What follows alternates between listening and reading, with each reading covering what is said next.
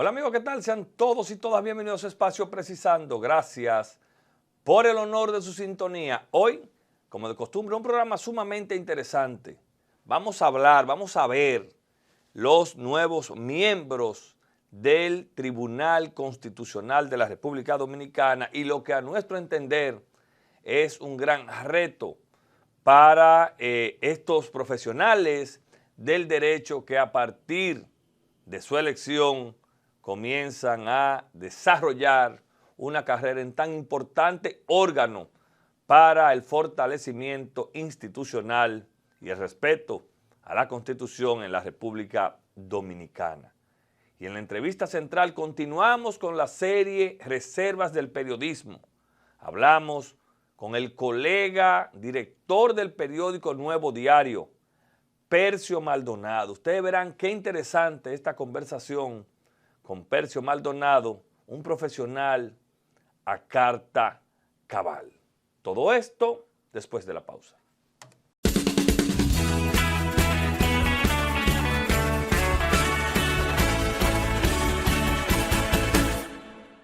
Gracias amigos por continuar con nosotros. Miren, esta semana la República Dominicana, el Consejo Nacional de la Magistratura, que lo compone el presidente de la República, el presidente del Senado, el presidente de la Cámara de Diputados, la presidenta de la Suprema Corte, el presidente de la Suprema Corte de Justicia, un senador de la oposición mayoritario y un diputado del partido de oposición que mayor miembro ostente en la Cámara de Diputados. Y allí durante 2 semanas y algo, se entrevistaron a cientos y tantos de profesionales del derecho que postulaban para ser miembros del Tribunal Constitucional de la República Dominicana y sustituir a miembros prestantes de la sociedad que desarrollaron un excelente trabajo en ese órgano encabezado por el eminente jurista don Milton Ray Guevara. Y antes de mencionar los nombres, yo quiero hacer un pequeño reconocimiento a la figura prestante del magistrado don Milton Ray Guevara y de los demás miembros de ese organismo, porque a decir verdad lograron consolidar esa institución y que las personas ampliaran su confianza en ese órgano. Y por eso, por esa labor de don Milton, de Lino y de otros, es que la gente tenía suspicacias y sus dudas en torno a la elección de los nuevos jueces de ese tribunal, sobre todo de quien lo va a presidir. El Consejo Nacional de la Magistratura, órgano constitucional que encabeza el presidente de la República para elegir las altas cortes a raíz de la reforma de la Constitución en el 2010, eligieron a Napoleón Esteves Lavandier, quien será el sustituto directo, el presidente de ese organismo, un profesional de larga data, un conocedor de la Constitución de la República y que todos los informes que nos llegan es de que era el perfil idóneo y por ende todos los miembros del Consejo Nacional de la Magistratura, todos votaron a unanimidad por el señor Napoleón Esteves Lavandier para que éste presidiera ese órgano. Los demás jueces son el doctor Fidias Aristides, un constitucionalista, un profesional probo en las diferentes posiciones que le ha tocado desarrollarse. También el joven Amaury Reyes Torres. No le conozco a profundidad, pero las informaciones que hemos recabado es de que es un joven talento, conocedor de la Constitución de la República y que va a llevar allí un dinamismo importante como lo ameritan los nuevos tiempos. La señora Sonia Argentina Díaz de Sánchez, ella es una abogada, tengo entendido que propuesta por la sociedad civil, me informan que es una profesional de mucho conocimiento, y la procuradora fiscal adjunta, le conozco, Armi Esperanza Ferreira, una joven talentosa, fiscal de carrera, que ha hecho carrera, valga la redundancia, en el Ministerio Público. A ellos les deseamos la mejor de las suertes, porque yo no soy de los que piensan que usted puede juzgar a un grupo de profesionales sin estos empezar a ejercer una función. Y el mejor ejemplo es el presidente del Tribunal Constitucional saliente, Milton Ray Guevara, y una serie de jueces de ese organismo. ¿Y por qué lo digo? Lo digo porque he escuchado a la oposición política hacer algunos cuestionamientos a la elección de algunos miembros del Tribunal Constitucional nuevo, que si tienen afiliación política, que si vienen de un partido X, y vuelvo y reitero, el mejor ejemplo de eso es el doctor Milton Ray Guevara. El mejor ejemplo de eso es el doctor César Díaz Filpo. El mejor ejemplo de eso es Lino Vázquez. Y cito a estos tres. El mejor ejemplo de eso es el doctor José Manuel Hernández, que en su momento pertenecía a una alta corte. Cito a estos tres porque ambos salieron de las entrañas de los partidos políticos tradicionales en la República Dominicana y lo hicieron bien. Don Milton Ray Guevara fue senador de la República por su natal provincia de Samaná por el PRD. Lino Vázquez fue un prestigioso miembro del Partido de la Liberación Dominicana. El señor Díaz Filpo viene de las entrañas del PRD. Entonces, no descalifiquemos a profesionales, y no es el caso de los actuales, porque tengan alguna afiliación política. Juzguemos, evaluemos por la tarea que han de desarrollar y por la responsabilidad que en nombre del Consejo Nacional de la Magistratura del país le ha dado el Consejo Nacional de la Magistratura. Hasta que nosotros como sociedad no dejemos de cuestionar nuestros organismos, vamos a seguir siendo una sociedad mediocre. Porque a mí me llama la atención cuando oigo a miembros del PLD o de la Fuerza del Pueblo criticar al Consejo Nacional de la Magistratura. Y quienes han nombrado a la mayoría de jueces, ese Consejo Nacional de la Magistratura de las Altas Cortes, ¿usted sabe quiénes son? Leonel Fernández presidiendo el Consejo y Danilo Medina. Y en su momento se les hizo estas mismas acusaciones y fue mi misma posición. Hay que empezar a creer en las instituciones, en los organismos. Eso es lo que hace fuerte a las naciones desarrolladas. Eso es lo que hace fuerte a esas naciones que no cuestionan que un miembro de la Suprema Corte de Justicia de Estados Unidos lo proponga el presidente de la República. ¿Por qué?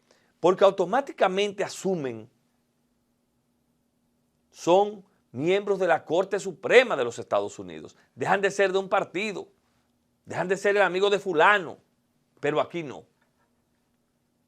Entonces, la oposición, en ese sentido, peca de hipócrita.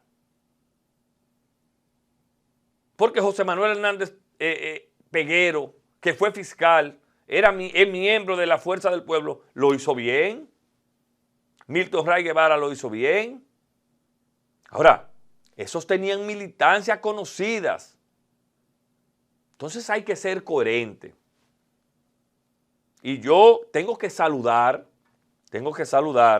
unas declaraciones del presidente Fernández, que estuvo en un programa de radio donde él dijo, bueno, no lo juzguemos y dejemos que ejerzan, a ver qué tal. Yo creo que eso es una posición coherente, pero hay miembros de su partido político que lo que se han dedicado es a desprestigiar a estos 5 profesionales con hojas intachables. Hay políticos del PLD que lo que se han dedicado es, como el candidato presidencial, que la verdad yo no sé, un hombre que fue presidente de la Cámara de Diputados por 6 años, ¿dónde está el conocimiento de Abel Martínez de estos órganos que creo a él le tocó en algún momento estar? Entonces, de lo que se trata no es de cuestionar ya quiénes sí, quiénes no. De lo que se trata es de permitir que estos profesionales ejerzan una labor para la cual le hemos elegido con un nivel de responsabilidad tal que es la carta magna que ellos tienen en sus manos, que es el derecho a defender constitucionalmente lo que aplica o no. Pero no sacrifiquemos a estas personas antes de tomar posesión. No politicemos todos los temas en la República Dominicana porque a la oposición no le luce. Como en su momento, también yo levanté mi voz cuando la oposición a esos organismos en ese momento criticaron y cuestionaron. Yo tuve esta misma posición. Permitamos que se ejerza para que las cosas funcionen. Pero aparte de, sean coherentes. Porque yo no sé cómo que se está haciendo periodismo aquí en algunas cosas. Porque yo le hubiese preguntado a Abel Martínez o al mismo Leonel Fernández, con el mayor de los respetos a ambos, qué opinaron en su momento con la designación de algunos miembros. Isabel Bonilla fue diputada por el PLD y lo hizo bien en el Constitucional. Entonces, ¿de qué es que me están hablando de que si pertenece o no? Aquí de lo que se trata es de apostar a que lo hagan bien, a que lo hagan correcto, a desearle el mayor de los éxitos a 5 profesionales que quizás le iba mejor en sus asuntos privados y decidieron apostar por poner su grano de arena para que el Tribunal Constitucional, en este caso, continúe siendo orgullo de la República Dominicana. De manera que saludo, deseo éxitos a los 5 nuevos miembros del Tribunal Constitucional que creo que por 9 años, ¿verdad, Misael? Sí. Llevarán sobre sus hombros la responsabilidad de que prevalezca en nuestro país el respeto a las leyes, el respeto a nuestra Constitución. Señores, no se vayan, que cuando regresemos vamos a ver en Reservas del Periodismo a Percio Maldonado, director del periódico Nuevo Diario. Ya volvemos.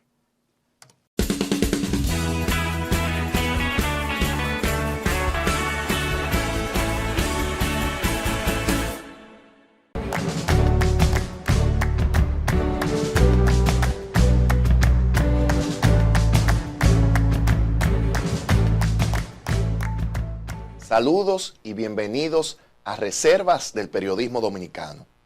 Hoy le presentamos a un gran trabajador y representante del periodismo dominicano, don Percio Maldonado.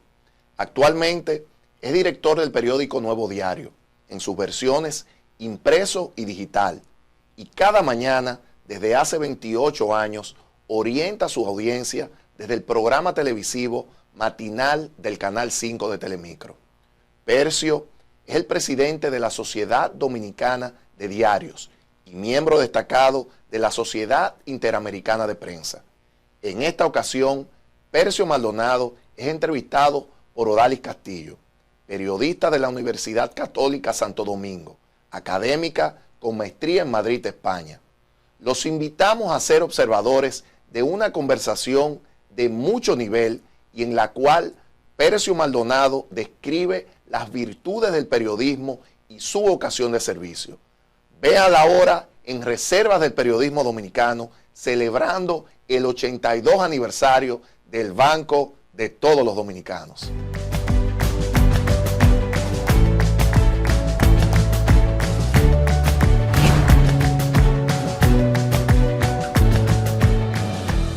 Bienvenidos a Reservas del Periodismo Dominicano. Nos acompaña hoy un periodista con una trayectoria admirable, pues ha ocupado posiciones cimeras en el área. Desde haber sido, es miembro de la Comisión Interamericana de Periodismo, también es presidente de la Asociación de Diarios y es también director del Nuevo Diario, un periódico que tiene más de 4 décadas acompañando a la sociedad dominicana, siendo la voz de aquellos que no tienen voz. Con nosotros, Percio Maldonado.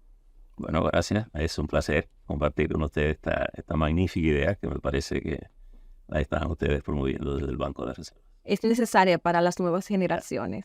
Quisiéramos saber si usted puede pensar un poquito atrás, irse un poco más en tiempos atrás. ¿Qué usted lo llevó? ¿Por qué usted decide ser periodista? ¿Qué circunstancias lo llevan a ser periodista? Bueno, ¿cómo lo digo? Yo me comencé a relacionar directamente con los medios en el 1971. Surgía entonces en Santiago, yo estudiaba en Santiago, el bachillerato, y surgió el periódico El Sol, que era el primer periódico a color que surgía en República Dominicana, y surgió Color Visión en esa época también, como la primera televisión a color de la República Dominicana. Ambos medios surgieron allí. Obviamente en una ciudad como Santiago, aquellos dos acontecimientos eran impactantes para las personas que vivíamos allá. Y por una relación personal de mi familia con la familia Corominas, yo me relacioné con ellos, mi tío se relacionó con ellos, conversó con ellos, y yo comencé a trabajar en el periódico El Sol, en el área administrativa. Bueno, ahí comencé a relacionarme de lleno con los medios. Don Armando Almanza, el poeta Juan José Ayuso, Jackie Núñez de Frijo, lo conocí allí, trabajaba allí, Violeta Yanguela, el doctor José Carlos López, que había sido director del Caribe durante la dictadura también, es decir, el doctor Bienvenido Corominas Pepín, que había sido también no solo dueño del periódico, principal accionista, sino que había sido director de La Nación en la transición de la dictadura al proceso democrático. Pero se puede decir que hubo alguien que lo inspiró, que le dio ese espaldarazo. Yo diría que viendo mi relación con toda esta dinámica, yo creo que me ganó la pelea. Si hubiese sido por mi vocación, yo hubiese terminado siendo político. Y quién sabe si sacerdote, porque ambas cosas me gustaron. De hecho, mi formación académica está en la ciencia política. Yo estudié ciencias políticas en la Universidad Autónoma y estudié Derecho también. ¿Y eso del sacerdote? Bueno, ¿cómo le vino? En principio, yo diría que comencé con los curas que iban a mi campo. Yo soy de la Oaxaca, Guayubín, Montecristi. Y ahí pues se celebraban misa ocasionalmente. Había una iglesia, pero los curas iban de vez en cuando y yo hacía un poco de monaguillos con ellos. Me entusiasmaban mucho las ideas de algunos de los curas. Todo ese movimiento liberal de los jesuitas era una época muy motivadora en la política. Yo viví en el 59, yo tendría 7 años en esa época, toda la intensidad que se vivió en el desembarco del 59 por la parte de Luperón del 14 de junio. Recuerda que allá también nació el movimiento 14 de junio con Manolo Tavares justo en Montecristi. Entonces, para toda esa generación de nosotros, esos fueron elementos que nos marcaron mucho. Y mi primera experiencia de campaña política la viví a los 12 años cuando vino Bosch, que era el candidato, entonces el candidato del PRD. ¿Y en qué consistió esa experiencia? Bueno, esa experiencia era que nos movilizábamos como jóvenes apoyando a don Juan Bosch como candidato del PRD y ganó las elecciones en el 62. Para nosotros eso fue un impacto enorme en la formación política. ¿Y qué raro usted tan niño estar en ese tipo de actividades? ¿Su familia cómo lo vio? Bueno, yo diría que yo vi presencialmente mucha de la lucha armada de los militares que andaban persiguiendo a los guerrilleros. Muchos de estos muchachos cayeron en muchas de las montañas ahí. Muchas de las familias armaban altares permanentes en honor a esos muchachos. Y nosotros de alguna manera andando, pues vivimos toda esa experiencia. Así, eso fue algo que nos sacudió enormemente y muy temprano. Tuve un profesor también particular, se llamaba Pablo Curlot. Pablo Curlot había sido amigo de mi padre. Yo perdí a mi padre muy, muy temprano, a los 30 años. Perdí a mi padre. Él, con 30 años, murió en un accidente. Y yo me quedé, tenía 5 años tal vez, tenía. Me quedé con mis abuelos paternos y viví con ellos todo el tiempo. Y don Pablo, que era un inmigrante de las islas, algunas de las islas del Caribe, era profesor del sistema educativo nacional, tuvo problemas con la dictadura y lo sacaron de la escuela. Y mi padre y mi familia lo protegieron económicamente ante esas circunstancias, y él siempre le decía a don Pablo, usted que me va a educar a mi hijo. Y al él fallecer, don Pablo se quedó con ese compromiso moral conmigo, entonces me perseguía.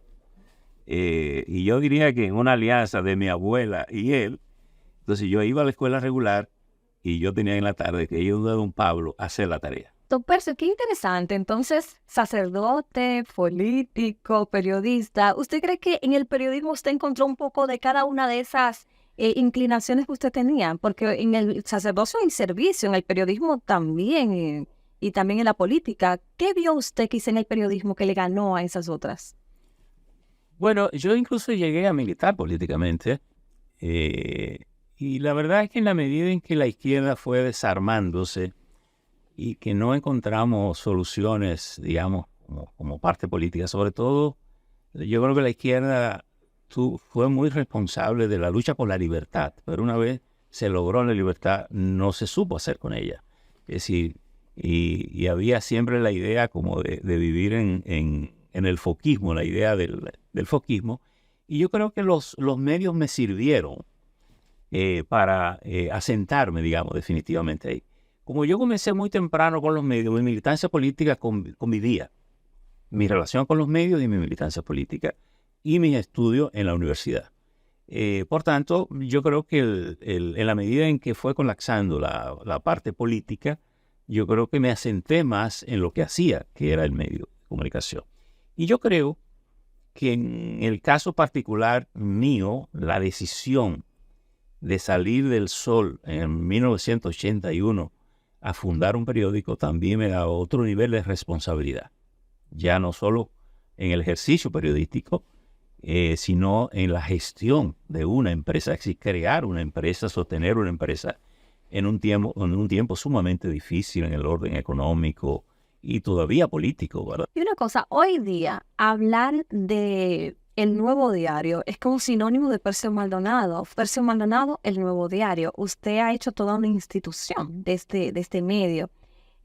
¿Cómo se sustenta un medio como este en el tiempo? Porque usted, este periódico, tiene tantas décadas y ha pasado por tantas situaciones difíciles. ¿Cómo se logra sustentar esto y que el profesional crezca igualmente con ella? Porque usted tuvo otros puestos antes de ser el director. Sí, yo básicamente comencé en la parte administrativa y gerencial del periódico. Era mi rol natural aquí. Mi primer reportaje escrito lo hice después de recibir una invitación del Frente Sandinista de Liberación Nacional de Nicaragua para anunciar las primeras elecciones libres después del triunfo de la revolución. Estamos hablando del año 84. Entonces vine motivado y por las razones políticas que me vinculaban con ellas también. Hice unos reportajes y Juan Bolívar me lo corrigió. Ese fue mi primer trabajo que recuerde así publicado. 1 o 2 entregas hicimos de ese trabajo, relatando un poco lo que había vivido allí, lo que había. En ese momento ahí se confluyó todo el liderazgo casi de la región. Estaba el profesor Juan Bosch, Peña Gómez. Ahí conocí a don Pepe Figueres, el viejo de la Revolución de Costa Rica. De hecho, don Juan me lo presentó. Tuve la oportunidad de viajar con ellos dos a Costa Rica. Pero ¿cómo se ha mantenido en el tiempo? El periódico no ha tenido un capital esencial detrás. Yo siempre digo, y lo quiero reiterar a propósito de esta pregunta, el gran capital que nosotros hemos tenido desde que sacamos la primera edición es el capital humano. Cuando nosotros sacamos la primera edición circular, yo tenía en la cuenta 2.500 pesos. Y bueno, la tecnología me ayudó a sobrevivir muchos momentos malos, porque después de eso vino los acuerdos con el fondo, que fue una crisis económica terrible. Hubo que recortar personal, recortar páginas. Después vino la crisis económica de la devaluación. Aquí ahí, técnicamente casi todo el mundo quedó quebrado. Pero yo creo que en base al trabajo, al ingenio de ir buscando salida a cada cosa y un personal dispuesto a trabajar. Yo creo que de alguna manera logramos hacer una especie de escuela aquí, en el sentido de que todo el que venía sabía que tenía que dar algo, que tenía que hacer un esfuerzo extra. Yo recuerdo Carmen Carvajal una vez, en medio de una crisis, un día recién parida, vino y trajo su niña, me la puso en el escritorio y me dijo: yo necesito leche para mi hija. Y yo le busqué la leche porque teníamos un atraso con la nómina. Bueno, entonces necesitamos lo que te quiero decir, pasión y compromiso. había mucha pasión, y yo creo y esa es una gratitud que siempre tengo con la gente que ha pasado por aquí. Todo el mundo ha dado lo mejor de sí, y creo que por aquí ha pasado mucha gente, incluso de la vida pública, y me siento con la honra de que de ninguno me debo avergonzar. Creo que todos han tenido roles importantes en la vida del país. A propósito de todo esto que nos cuenta, yo sé que han pasado por aquí figuras que son ya, que todo el mundo conoce en el país y que han hecho un nombre en el periodismo. ¿Cuáles usted recuerda que han pasado por el Nuevo Diario y que han dejado una huella? Bueno, el líder del grupo de nosotros cuando surgimos era Juan Bolívar, que era entonces el director del Sol, y salió del Sol con nosotros, y de hecho a Juan Bolívar y a mí nos tocó toda la labor de gestión para conseguir a los accionistas, las facilidades para hacer el periódico. Está Ramón Colombo estuvo acá, Osvaldo Santana estuvo acá, Manuel Literio Cedeño, Elsa Expósito estuvieron aquí, el ingeniero Pedro Bonilla, que fue nuestro primer presidente, que fue el director del INVI, porque él era entonces el tesorero de la campaña del doctor Salvador Jorge Blanco, y una vez el gobierno ganó, pues lo designaron director del INVI. Era entonces INVI, lo que hoy sería el Ministerio de la Vivienda, y justo su hijo es el ministro de Vivienda y Edificaciones.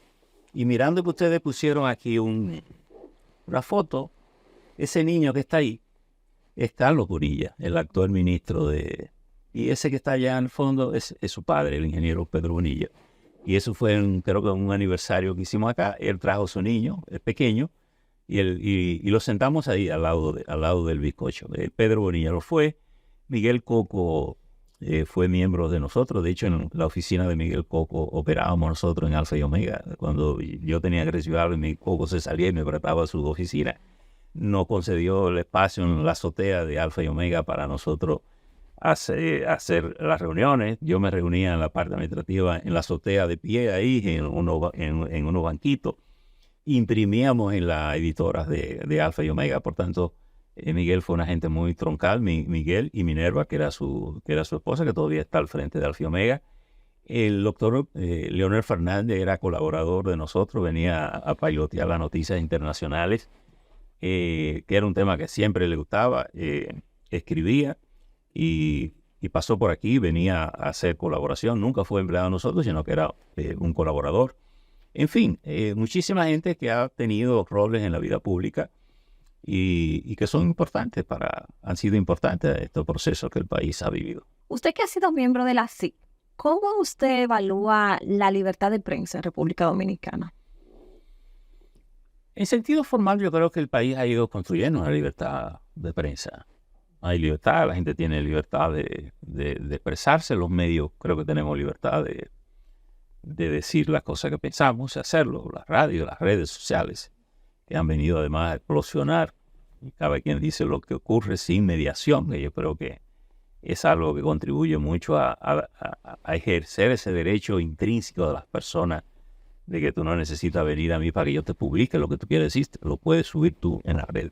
Los medios le damos el carácter de la trascendencia, de noticias, le damos el background del saber por qué, del cómo, pero la gente es libre en función de su capacidad de hacerlo como quiera. Si lo que sabe es insultar, te puede insultar. ¿Cree usted que esa democratización de la información y de que todos podamos opinar cuando lo queremos ha impactado el periodismo tradicional? Claro. ¿Cómo? No, enormemente. Yo creo que el mundo es diferente.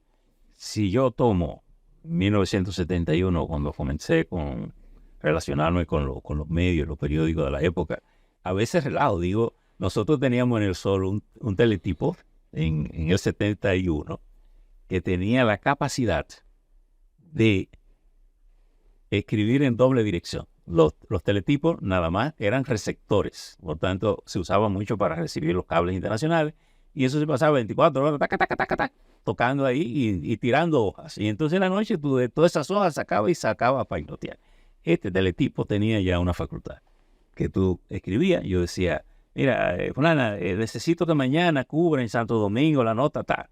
Adelanta, te decía yo. Quiere decir que te dejaba libre. Entonces tú decías, perfecto, yo me ocupo de eso. Después que termine te mando la foto. Yo decía, ese era el WhatsApp de la época. Ya hoy es todo diferente. La tecnología ha cambiado el mundo. Por tanto, el periodismo ha cambiado enormemente, impactado enormemente. Las redes sociales yo creo que son una realidad virtuosa, generosa de la libertad, de la condición humana. Obviamente, yo creo que nos delata y nos pone un desafío del que no hemos entendido, que es la educación de la sociedad dominicana. Y eso puede ser aplicable a todas las sociedades que no tengan niveles de educación como para hacer un uso adecuado y productivo de esa expresión de libertad. Pero no es a las redes que tenemos que cuestionar a las clases políticas y gobernantes que no han podido educar a una sociedad en capacidad de hacer un buen uso de las redes. Es decir, que pudiéramos excusarnos en las redes para culpar las redes si alguien me insulta. No, yo creo que el tema está mucho más en el fondo. Yo creo que es un cuestionamiento de la democracia que hay que tener. Pero yo creo que ha sido impactante. Incluso las redes sociales hoy son fuentes importantes de los medios. ¿Usted sigue escribiendo en los editoriales? Cuando usted piensa en un tema para un editorial, ¿usted sopesa el impacto que va a tener ese editorial? Si va a incidir en los sectores de poder o algo así. ¿Qué pasa por la mente de don Percio Maldonado cuando va a escribir un editorial? Yo creo que uno tiene preocupaciones. Yo creo que uno es impactado por las noticias cotidianas. A mí normalmente me gusta escribir el editorial al pico del cierre. Difícilmente lo hago y lo hago alguna vez. Puedo tener un tema que me da vuelta y si tengo un momento me siento en la máquina y a lo mejor lo escribo y lo tengo ahí. Pero por lo regular no me gusta. Me gusta hacerlo en el momento en que estoy mirando la noticia, reflexionando sobre todo. Pero sobre todo yo creo que uno va tratando los temas y esos temas uno va reflexionando también. Claro, uno procura que cada editorial uno va a tocar un tema que ayude a solucionar un problema o a dar respuesta o a cuestionar un tema que resulta sensible. Sin embargo, yo creo que el que escribe es como el que pinta. Nadie sabe que está haciendo una obra maestra. Por tanto, tú no sabes. A veces hay momentos en que tú no tienes ganas ni siquiera de escribir.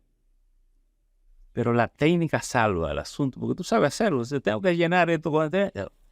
Y de manera increíble, ocurre que ese tema, que tú no lo has pensado, que no lo has reflexionado, toca la sensibilidad de muchísima gente. Dice, mira, me gustó tal tema, me gustó tal cosa. Porque puede no ser un tema mío, pero sí puede ser tuyo y puede ser de otro que lo lee. Por tanto, yo creo que todo lo que escribimos normalmente tratamos de contribuir con una solución. Yo creo que el periodismo, su gran virtud, su gran utilidad, es que sirve a los demás. Es lo que le da sentido. Y yo creo que cuando uno tiene vocación de servir, el periodismo, y aquí tal vez encuentro respuesta a una pregunta que me hacía, ¿qué me entusiasmó del periodismo como para dejarme la política? Yo creo que desde el periodismo uno puede ayudar, uno puede tocar, y hacerlo con la libertad que tú puedes expresar de la mejor manera.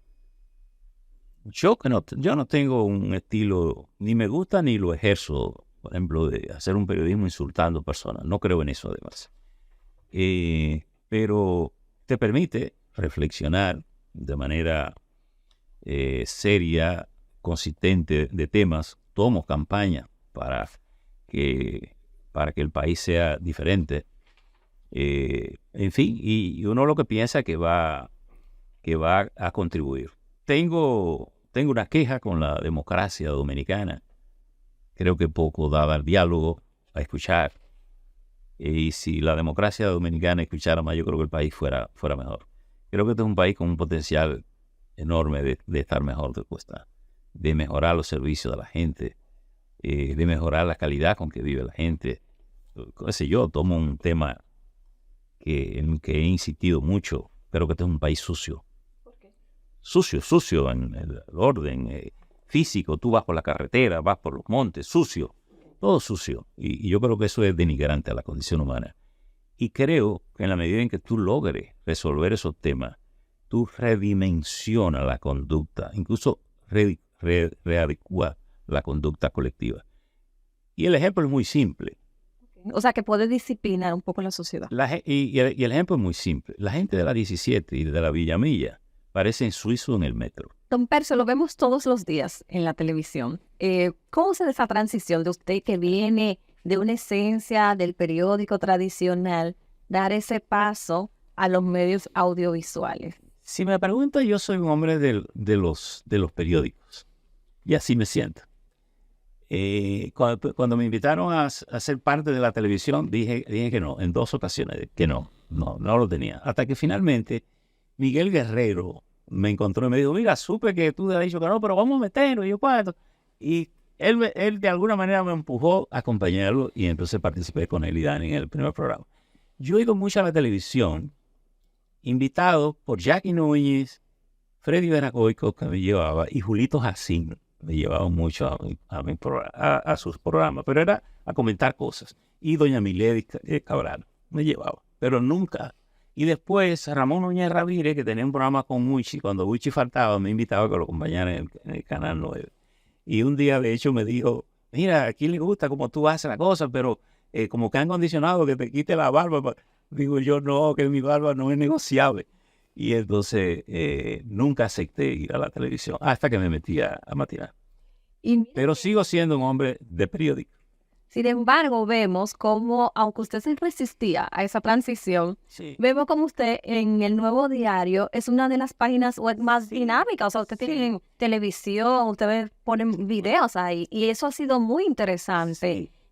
Quisiera preguntarle en ese sentido si esa innovación que ustedes han tenido en el Nuevo Diario, inyectándole tantas variedades, ha sido el distintivo. ¿Y qué más podemos esperar del Nuevo Diario? Bueno, nosotros, a veces la gente me pregunta esto de la tecnología, porque dice, ¿cómo ustedes hicieron la conexión? Yo no creo que fue un acto de sabiduría, ¿verdad? Fue la sobrevivencia. A mí me asoció el esfuerzo de sobrevivir a la tecnología y por tanto hemos sido muy empáticos con la tecnología. ¿Sí? Por tanto, cada cosa que sale nosotros la atrapamos. Entonces le diría a usted a los nuevos periodistas no temer ante los malos augurios. No solo que le digo eso, que desde la Sociedad Dominicana de Diario hemos estado trabajando con las escuelas de comunicación de la universidad, de los rectores y con el Ministerio de Educación Superior para que cambien, mejoren los pensos de estudio. O sea, porque hemos dicho, están formando periodistas para el siglo XIX y estamos en el XXI. Y las universidades tienen la posibilidad de que muchas de esas pasantías que los estudiantes vienen a hacer con nosotros, la pueden hacer en sus propios procesos de estudio. Yo creo que el país tiene que estar despierto e ir incorporando todo lo que lo ayude a ser mejor. Y la comunicación tiene un gran desafío porque, además, con la gran cantidad de noticias falsas que se generan ahora, los gobiernos también están obligados a ser más transparentes frente a los medios para que los medios puedan garantizar informaciones ciertas, verdaderas y oportunas. Bueno, pues muchas gracias por compartir con nosotros toda esa trayectoria que usted tiene y que servirá de legado a las nuevas generaciones del periodismo dominicano. Esto fue Reservas del Periodismo Dominicano.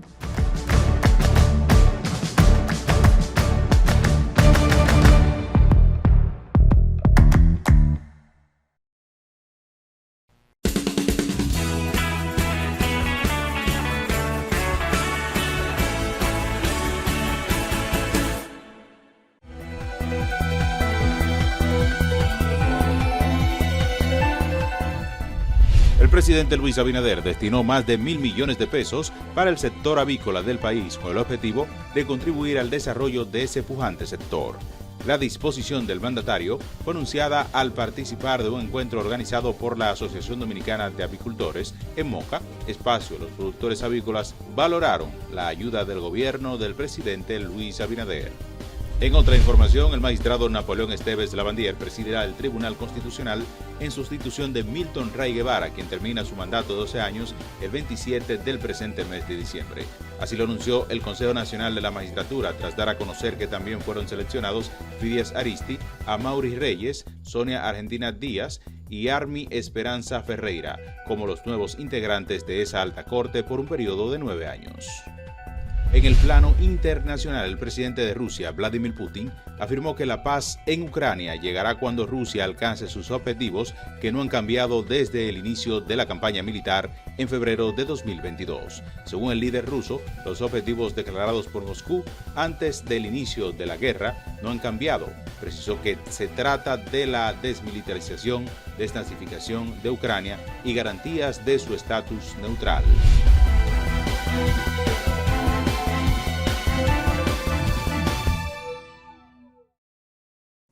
Interesante la conversación de mi colega y compañera de aulas, Odalis Castillo, con don Percio Maldonado. Cuánto orgullo uno siente cuando ve a compañeros desarrollarse de esa manera. Y como de costumbre, a nuestro equipo de prensa, gracias por ese importante resumen de noticias nacionales e internacionales. Ustedes no tenemos tiempo para más este domingo en Precisando. Descansen. Feliz resto de la noche y continúen con la programación de ATV Canal 35.